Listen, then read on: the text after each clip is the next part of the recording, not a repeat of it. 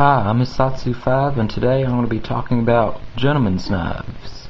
About my own opinion about gentleman's knives. You can take it or leave it, but I thought I'd make a video about it.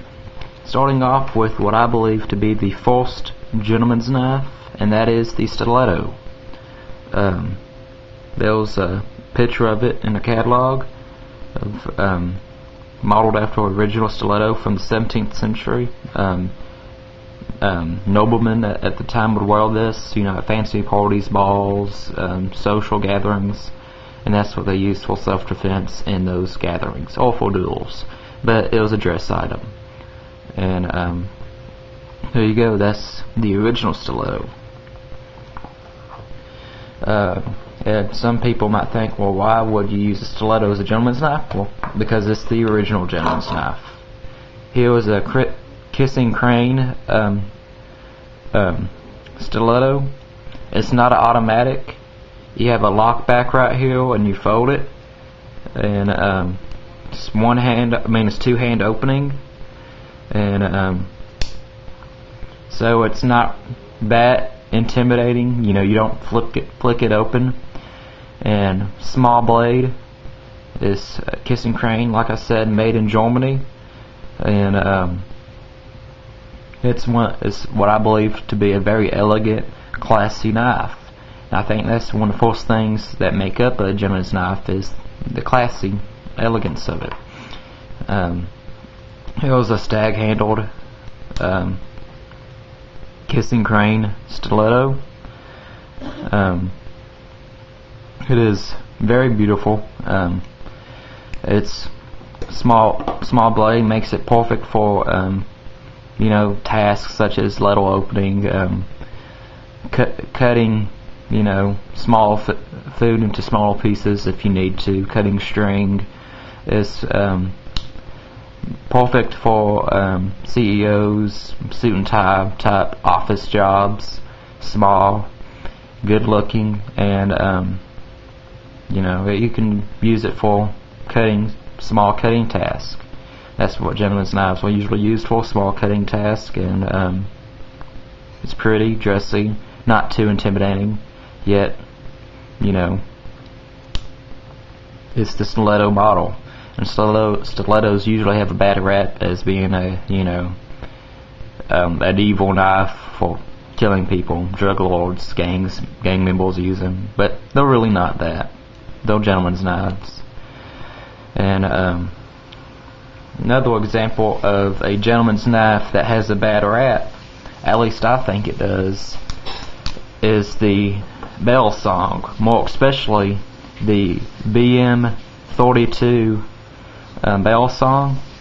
Zato handles Zato outer scales with anodized blue titanium handles. It's a beautiful knife, very elegant. Opens up,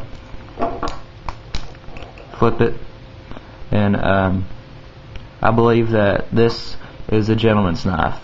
It's good looking, fairly small blade.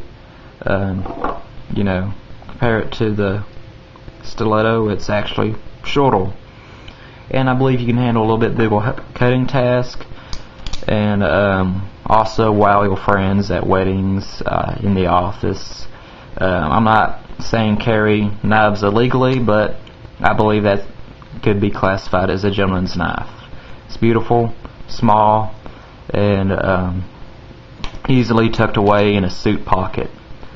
I think this could be a very appropriate suit and tie knife. Some other ones, I have two other gentleman type knives, and I have this is a case Fodal. You see it has very small blade. These are usually referred to as pen knives, or such like that. This has a lock back on it, small. You can cut small stuff with it, string, slip in the pocket very easily, and it's usually gentlemen's knives are two-handed opening, but you can find some one-handed openers. I think Spyderco makes some very good one-handed opener gentlemen's knives. My favorite is the white Endura.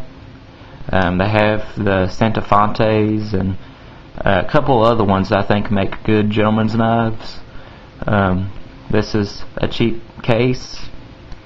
I carried this to certain events, social events. It's not intimidating at all, and you can cut with it. And this is one of my gentlemen's knives that I carry. You know, when I go to, you know, formal parties or social events, this is the one I personally use. And this is one I got from my grandpa, made in Germany, very old penknife. I don't know who made it. It's a slip joint, very thin. I'm sure back in the day it was real polished up and stuff, but it's old. And this is what I call a gentleman's knife. This is what most people think of when they think of a gentleman's knife. You know, just for simple cutting task, and no lock on it. I also consider these to be in a category that are kind of controversial, but I call them also schoolboy knives because they're very small. And this one don't have a lock. Formerly, schoolboy knives don't have locks on them, but this is back in the old days. Students carried knives like this. But that's for another video. But usually when I think of a gentleman's knife or suit and tie knife, I think of two-hand opening, a small blade, and simple design. Usually good looking, handsome, elegant, decorative. You can get simple ones like these. They are also gentleman's knives, but they're the knife that you carry when you're not carrying a tactical photo or hunting knife. For formal social events, this is what the gentleman's knife are made for. They're made for carrying a knife when you don't need a big. Well, let's see if I have one on me. That's not a gentleman's knife. That's tactical knives, and when you don't necessarily need to carry one of these, you know, don't want to intimidate people, this is the knife you pull out. It's polite and not intimidating at all. Some people might say the stiletto is intimidating, but it's the original gentleman's knife, suit and tie knife. I believe you can pull that off. I have no problem going to a wedding or a CEO type office, suit and tie event with that. I believe you could pull it off. There's another Kiss and Crane stiletto. Beautiful.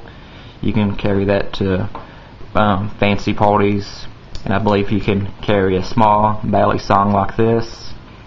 And gentleman's knives are usually, you know, what people think what makes up a gentleman's knife is very opinion oriented, but I believe that is more of a flashy gentleman's knife. And usually I like to sum up a gentleman's knife definition as a small, simple, elegant knife. I'm Hisatsu 5, and I'm out.